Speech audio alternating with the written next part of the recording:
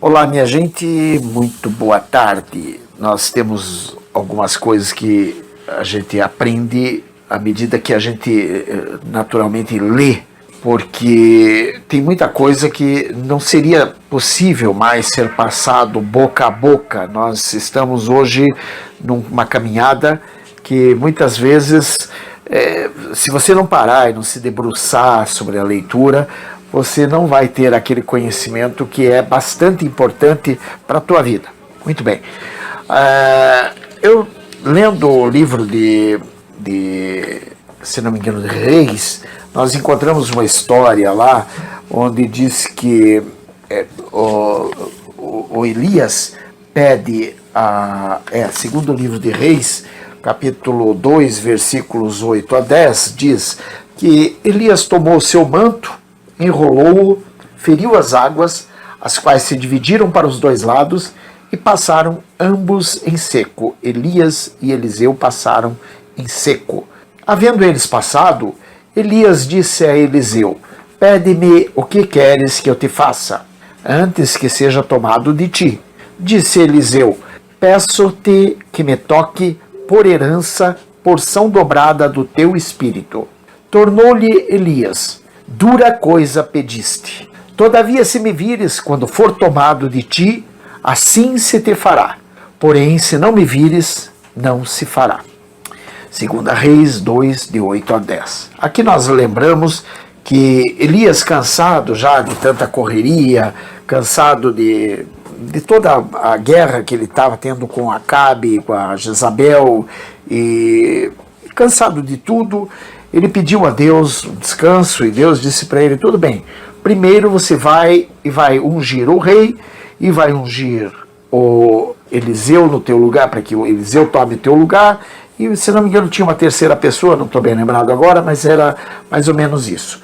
E Elias faz o que tem que fazer, passando por um determinado lugar, estava lá Eliseu tocando a junta de bois, ou seja, arando a terra de seu pai, e Elias jogou seu manto, o Eliseu entendeu o chamado, e Eliseu pediu apenas que lhe desse um tempo. Ele foi, quebrou o arado, do arado ele fez uma fogueira, pegou os bois que puxavam o arado, matou-os e ofereceu em holocausto ao Senhor. Ou seja, Eliseu entendeu perfeitamente o seu chamado.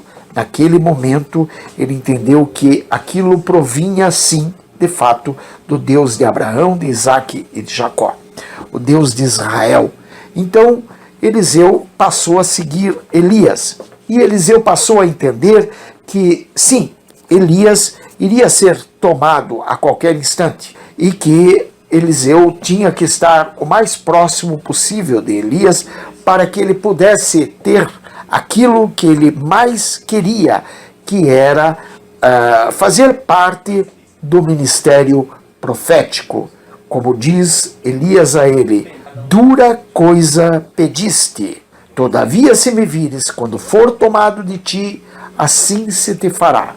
Ou seja, se tiver muita atenção, se você estiver muito atento, se você estiver lendo, meditando, estiver com os olhos voltados para o fato, você terá. Caso não esteja, você não o terá. Ou seja, aqui nós voltamos. Você está lendo, meditando, você está se fortificando na graça que está em Cristo Jesus? Porque se não for assim, desista, porque tudo te será tirado. Ao que muito tem, muito mais será dado. Ao que pouco tem, até aquele pouco poderá ser tirado. Diz assim a palavra em 2 Timóteo, capítulo 2, versículos 1 e 2. Tu, pois, filho meu, fortifica-te na graça que está em Cristo Jesus, e o que de minha parte ouviste, através de muitas testemunhas, isso mesmo transmite a homens fiéis e também idôneos para instruir a outros. Ou seja, nós temos que nos instruir, nós temos que nos educar, nós temos que ler, nós temos que buscar, através das informações já devidamente postas, para que com elas nós possamos crescer em espírito e em verdade, e dessa forma também possamos seguir a ponto de poder instruir aos demais, aqueles que chegarão a nós também com o interesse de participar do ministério profético, que é uma dura coisa. Porém, mesmo sendo uma dura coisa, é algo a que nós devemos ter vontade de participar. Em todas as culturas, nós vemos que o ensino é o que se tem de fundamental, e na nossa cultura, que tem como base os ensinamentos judaicos, bem como ensinamentos cristãos, podemos dizer que Deus ocupa um lugar principal. É claro que nas demais culturas, o Deus que ocupa esse lugar principal não é o Deus de Abraão, de Isaac e de Jacó, portanto, nós não estaremos envolvidos nisso. Nós estamos envolvidos na cultura judaica, que, no nosso caso, mais especialmente, ela vem mais impregnada pela cultura cristã, e, portanto, nós temos este sinal de Deus nas nossas vidas. Isso nós acompanhamos desde os primórdios, especialmente se nós vamos nos voltar ao estudo mais frequente da Santa e Sagrada Palavra. E é assim que percebemos neste pequeno trecho como funcionava a escola de profetas que foi descrita. Nós percebemos que Samuel pode ser considerado o precursor, porque vemos a seguir quando Samuel unge Saul rei, na ocasião em que o mesmo buscava pelas jumentas de seu pai, e elas se haviam perdido. Estava lá Saul procurando as jumentas de seu pai, com o rapaz que o acompanhava. Ele pergunta ao rapaz, porque eles não encontraram as jumentas, pergunta ao rapaz o que deveria fazer. O rapaz pega e sugere a ele que faça uma visita ao profeta, que ali estava, e que o profeta possivelmente poderia dizer onde estavam as jumentas, o Samuel. Aí eles vão até o Samuel, e lá o Samuel pega e unge a Saul rei. E diz em 1 Samuel capítulo 10, versículos 5 a 7: Então seguirás a Gibeá Elohim, onde está a guarnição dos filisteus, e há de ser que, entrando na cidade, encontrarás um grupo de profetas que descem do alto, precedidos de saltérios e tamborins, e flautas e harpas, e eles estarão profetizando. O Espírito do Senhor se apossará de ti, e profetizarás com eles, e tu serás mudado em outro nome, em outro homem. Quando estes sinais te sucederem, faze o que a ocasião te pedir, porque Deus é contigo. Lembramos que Saul foi, e tudo aquilo que Samuel havia falado para ele aconteceu quase que imediatamente. E também quando Saul manda buscar Davi para o matar, isso depois que Saul foi o rei, Saul começa a perseguir Davi, e Saul manda buscar Davi porque Saul queria matar Davi, porque Davi ele sabia o que iria ocupar o trono. E os soldados de Saul, quando foram buscar Davi, acabaram por encontrar um grupo de profetas. Esses mesmos soldados ou mensageiros de Saul, como queira, também começam a profetizar no momento que encontra os profetas, porque o Espírito de Deus desceu sobre eles.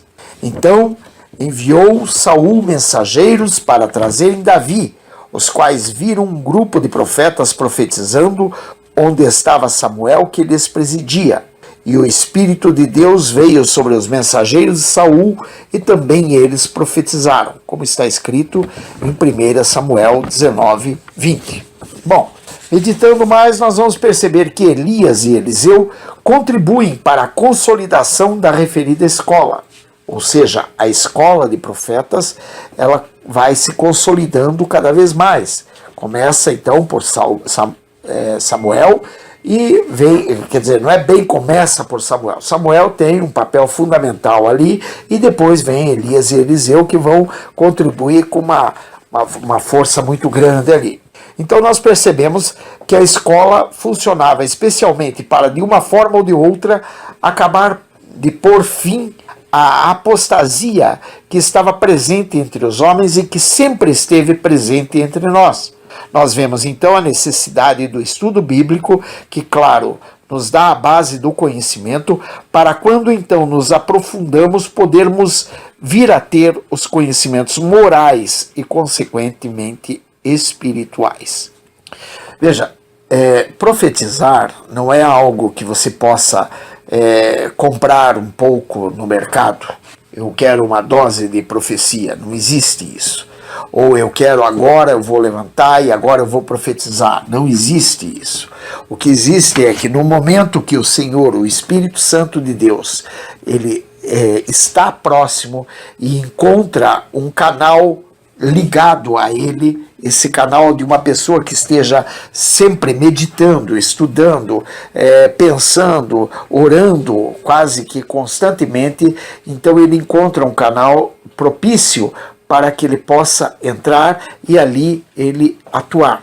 Necessariamente, o profeta pode não estar falando daquilo que ele está, pode não estar entendendo aquilo que ele está falando, mas a mensagem que ele der será entendida, porque ele dará a mensagem a um alvo certo. Quer dizer, ele não vai profetizar simplesmente ao léu, à toa. Não existe isso.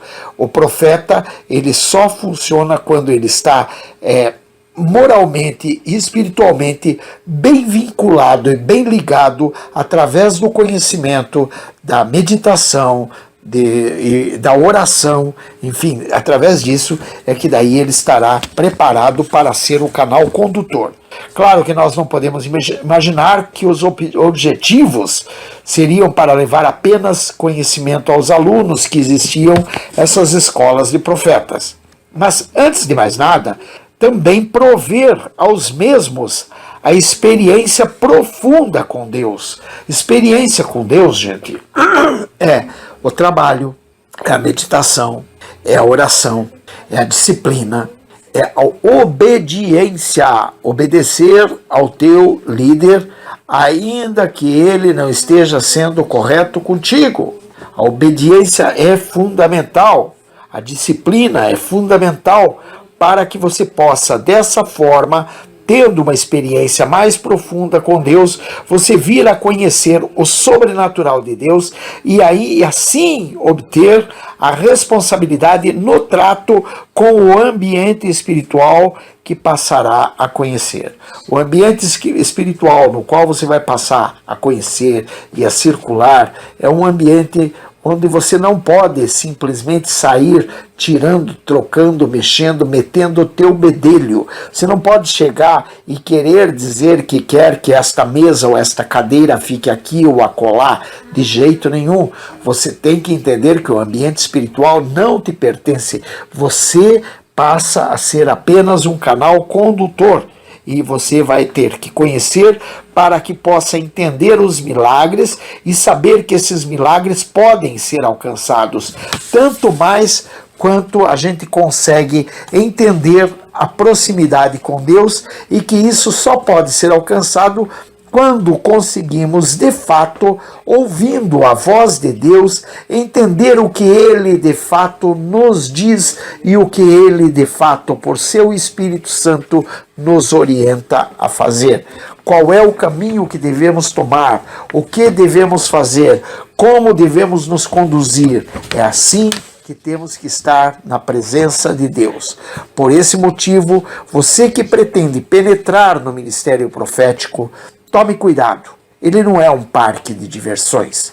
E não existe para curiosos, para que os curiosos entrem e pensem que podem fazer uso do ministério profético.